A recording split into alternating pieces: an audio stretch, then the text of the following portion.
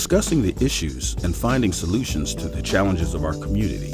Institute for the Development of African American Youth Incorporated, IDA. Youth and Family Voices.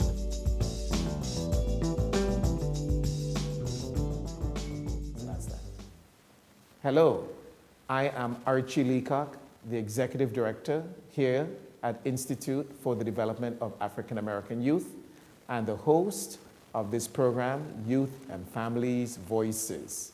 Today we have an inspirational speaker who is going to help us understand the whole world of mentoring with African American young men. Mr. Blunden, welcome. It's a pleasure, Mr. Leacock. Yes, indeed. So tell us what got you interested in this work, working with African American young men. Well, first of all, I want to thank you for the opportunity to be here. It is so important that we make a platform for our young people. And as we look in the media and we see how our young men are being stereotyped through the greatest time that we see them on the front pages is unfortunate, devastating events such as murder, such as incarceration. We don't see the positive aspects of what happens with young men. So I want to first of all celebrate you for giving a platform so that we can have a counteraction, so that we can show people that there are some very positive things that are happening with our young people in this community, because we want to make sure that when we look at young people, we don't take for granted that we understand that they're not doing anything, that they're not being progressive. So I certainly want to thank you for that. When I started my organization, it's so interesting because your building is maybe 4 or 5 blocks away from what got me started. Really? Tell us about that. 1994, I had a godson who lived in this perimeter, in this area. Unfortunately, in March 11th of 1994, at 13th and Cumberland, he was gunned down.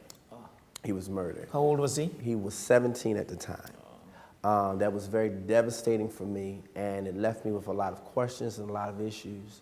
And at that particular time, as being a minister and also just passionate about young people, I made a promise to God, and I made a promise to myself that when I help young people, whoever it is, I will always envision my godson as I have the opportunity to pull him out, because I couldn't pull him out of where he was at that time. What was done was done. But every time I touch a young person's life, I get revenge on what was done to my godson. And that's why I started this program, because I realized that there has to be some positive paths that counteract the negative paths.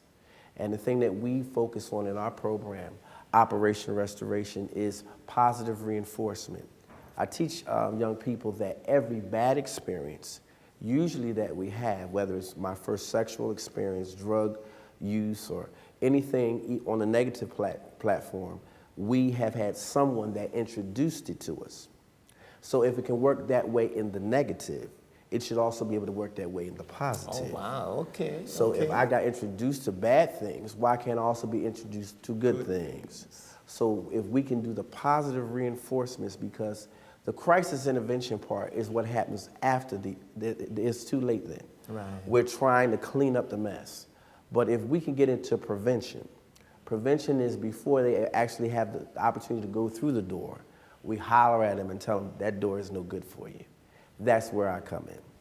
But why are we dealing with the crisis intervention? Where are the opportunities to begin with in our communities for young people so they don't need to get to the point of crisis intervention? And unfortunately, the media is glorifying the crisis. The crisis looks good. The murder looks good. The kids being taken away in handcuffs, it looks good to the media. It sells the papers. It's selling interest. It's showing the horror of what we see every day. So it's glorifying it to the young man who says, wow, I can get in the paper by being a criminal. And then what we're doing is then we're stereotyping and classifying ourselves in a very primitive way. Do you really think that young people see other folks in the newspapers and think, well, that's the way that I need to? I'm not so sure that I would want to get into the newspapers with handcuffs on. That would be scary for me. Unfortunately, the popular vote is not always something that we conceive it to be. My premise of thinking is somewhat different from a young person, and I found that to be true even sometimes when I'm talking to young people and I begin to make references on parenting and how I dealt with my father and my mother. Their point of reference on fathers and mothers is quite different than mine. For many of them don't have that. Many of them are looking for their mother first thing in the morning. They don't know if their mother's going to be home. Wow. They don't know where their mother's going to be. So when I tell them you should respect people like you do your mother, that brings confusion because I don't respect my mother. So I'm finding out even when it comes to fame and how you look at what makes people famous, your point of view is different. Right. And I think we just have to keep our minds as broad as possible to understand. I've been to funerals, I'm a minister, and I have eulogized, unfortunately, many young people shot to death. And I hear walking through the congregation of those young people, wow, I want to go out like this. Really? This is great. All my boys is here. We here, we putting our thing down, man. And when I go out, I want to go out just like this. Of course, I become very enraged myself, but I must understand their thinking. I cannot attack their thinking until I understand it. And sometimes I think as people who want to make change, we sometimes get that confused because we go to attack, but we still don't understand. Yeah, I can see that a little bit where the only time young people seem to get that everyone coming together in their honor is when they're dead. Right. And hundreds of people then flock the church, they're crying, love seems to be pouring out, and we don't seem to get that at other points in their lives. Exactly. So I can see that. But what is the solution? What are we to do to help our young people not get to the funeral or not get to the cemetery? Well, I read one of your articles out while I was waiting, and it was talking about looking at young people as invisible, and that this is an invisible part of our society. And for many of them, they are under the radar, and they're not seen to have that building up of their self-esteem, of their values, of who they are. What we have to do is for the invisible society, make the things that make them look at positive things, make that visible to these invisible people.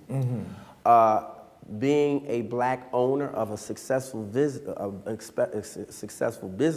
is not visible to them. Right.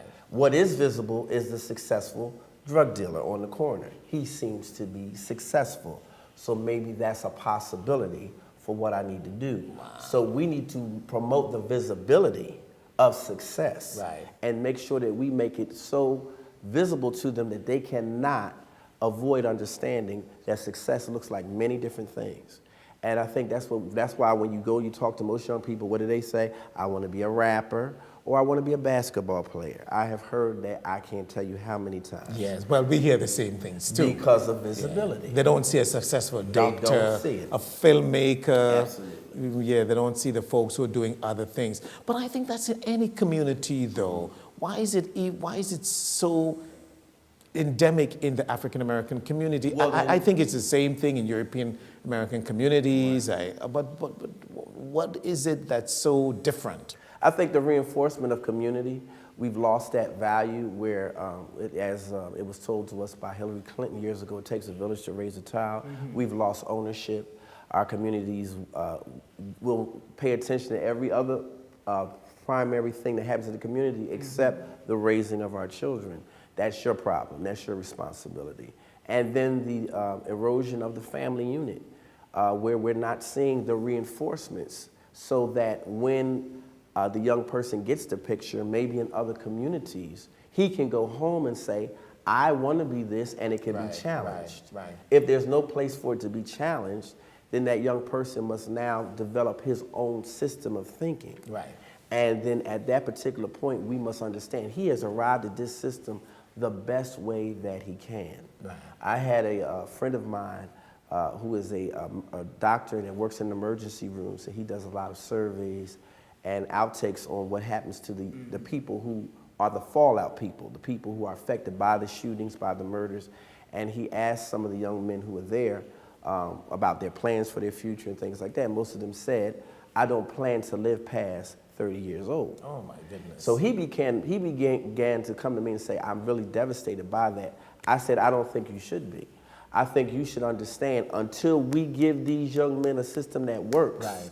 we have nothing to say to them. Right. We got to give them something that's visible, and we must give them something that works. Or they must continue on believing in that same system, because we weren't there when they built that system. Right. We didn't understand the pain that they had to go through when they had no mother, no father. And they had to build this system, although it doesn't make sense to us. Right. It is their belief system. Right. We must engage that belief system, not attack it, and bring them to a greater level of understanding. So tell us what we must do. Well, What are you doing to, now we are understanding the problem, which is unfortunate, but we are understanding it. We are not attacking it. Right. What are some of the activities that you're doing? And I know we do some things in common. You come to I-Day on Saturdays. Right. I love the program that you have on Saturdays. I love the engagement that you do with the young men and the young women as well. I love how you work with them. And I'm working with you, just trying to help to keep that focus on our teenage young men who have so many distractions. Keeping their focus, keeping them with priorities, and the reinforcement behind that is what we're planning in April 21st and 22nd, and what we call Bring Our Brothers to Work Day. Okay, tell us about that. The program was devised out of the understanding that there was a corporate day called Bring Our Children to Work Day. So what happens on Bring Our Children to Work Day is that parents who work can bring their children to their place of business and learn about their jobs and things like that. The disparity in our community is that most of our children would never experience that, because a lot of the parents don't work. Exactly. A lot of the parents are incarcerated, so what happens to those children? Right. They never get the experience of working. Our Caucasian brothers and sisters, those days are flooded. Those children are there. Those children are right under them. But we don't see that same thing happening in our community. So we need to have people who will not be bound by blood, but be bound by commitment, that will adopt these children. And specifically speaking, we target the young men. We love the young women, and we're working on a program to incorporate them in, but we must understand the huge disparity that's happening in the dropout rate, the violence rate, and all those things. So we focus on them, so that's why we named the program Bring Our Brothers to Work Day. And even after we develop the female counterpart of that, brothers will still continue to be the primary focus of the program. So we have them professionally adopted by doctors, by lawyers, by architects. And what we try to do is, there's a lot of professions that we assume as black people are the professions we need to go into. We got to expand that, because there's jobs out here for our young men that will actually pay for them to go to school and then have a job for them when they come out of school. A lot of this stuff, Archie, I'm upset because I'm just finding out about half of this stuff myself. Yeah. So I get mad when I go to some of these events, because I'm sitting up there like, now, I could be doing this right now. Right. Only working 15 hours a week, making a 40-hour-a-week salary. Right.